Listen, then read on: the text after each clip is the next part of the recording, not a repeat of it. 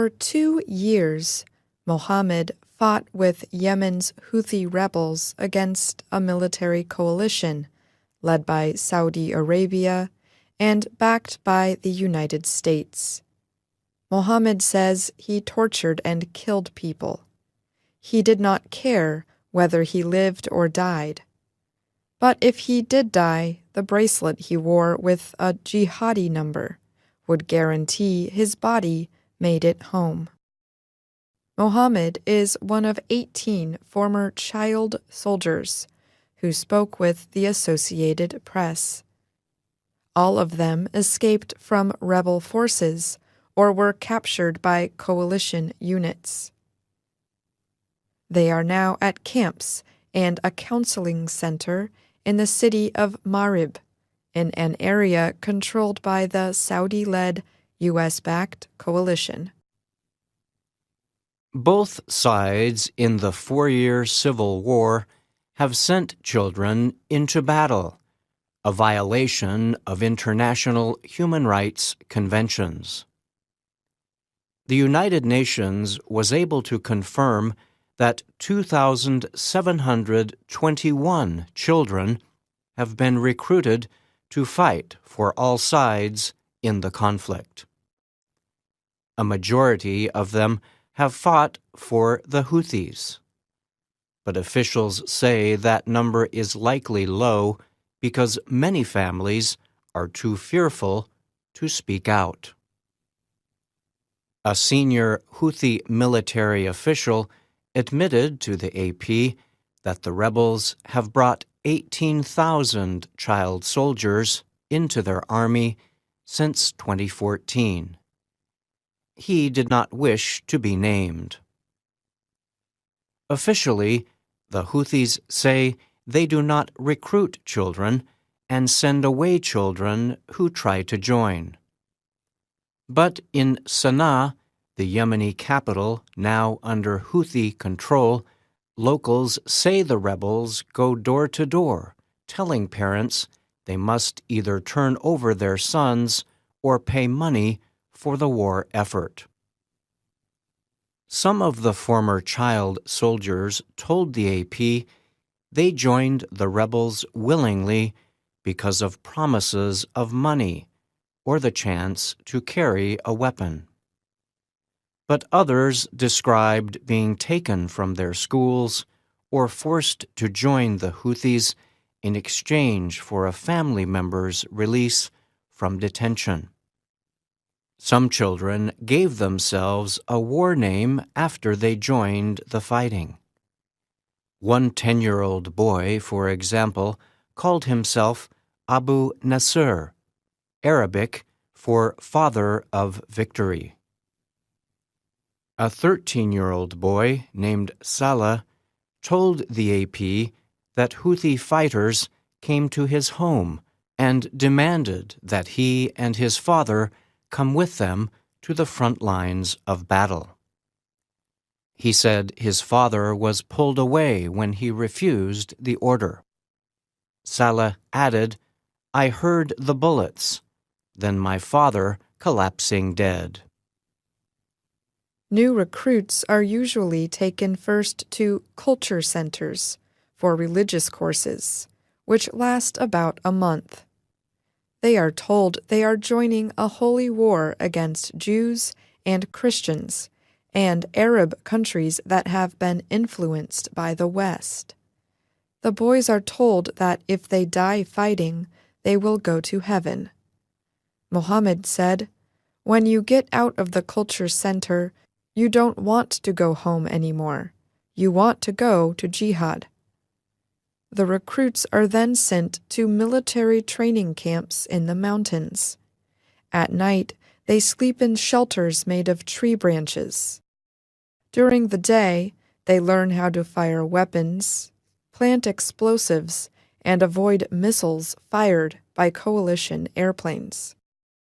After less than a month of military training, they are sent to war wearing the bracelets meant to promise to honor them as martyrs if they die. The children call the lettering on the bracelets their jihadi number. Many child soldiers can be seen holding AK-47 machine guns at search areas along main roads in northern and western Yemen. Others are sent to the front lines as foot soldiers. Muhammad fought in and around the city of Taiz. One day, the Houthis captured a coalition fighter. Muhammad was told to send electric shocks through the man's body during questioning. When it was over, he said, his commander gave this order: "Get rid of him." Muhammad said he took a heavy metal tool, heated it with fire, and then hit the back of the man's head. "He was my master," Muhammad said. "If he says kill, I would kill. I would blow myself up for him." A 13-year-old named Riyadh said he and his 11-year-old brother once shot and killed 2 enemy soldiers. But more often, he said, he closed his eyes when he fired his gun. "Honestly, when I am afraid, I don't know where I am shooting. Sometimes in the air and sometimes just randomly," he said. Riyadh said half of the fighters he served with on the front lines were children. He said he asked his commander to let them take cover during airstrikes. "Sir, the planes are bombing." The commander's answer, he said, was always, "Followers of God, you must attack." 12-year-old Colin joined the rebels with the promise of a new book bag for school. He and the other boys had no clothes other than their school uniforms, he said. They were so dirty that many developed skin problems. The United Nations says more than 6,000 children have died or been injured in Yemen since the beginning of the war. But the organization does not know how many of them died as fighters. The Houthis do not release their records. A former teacher from Damar said that at least 14 students from his school were recruited. They later died in battle. Their photographs were put on empty classroom seats in February of 2016. During the week of the martyr. Most of them were 5th and 6th graders, the teacher said. An education official from Damar confirmed the story. The teacher and official did not want to be identified out of fear. The teacher said some of the dead children's parents were Houthi leaders who willingly sent their sons to the front lines. "It's painful, because this is a child, and they are all my children because I was their teacher," he said. "They were taken from the school and returned in coffins." General Yahya Sari is a spokesman for the Houthis' armed forces. He told the AP, "There is no general policy to use the children in the battles," but he admitted that some young people do volunteer to join the fight. He dismissed the claims from the children who spoke to the AP, calling their stories coalition propaganda. Muhammad, Riyadh, and Colin all ended up at the center in Marib that helps children who served as Houthi soldiers. Since September 2017, almost 200 boys have come through the center. The Wetak Foundation for Civil Orientation created the center. It is funded with Saudi money.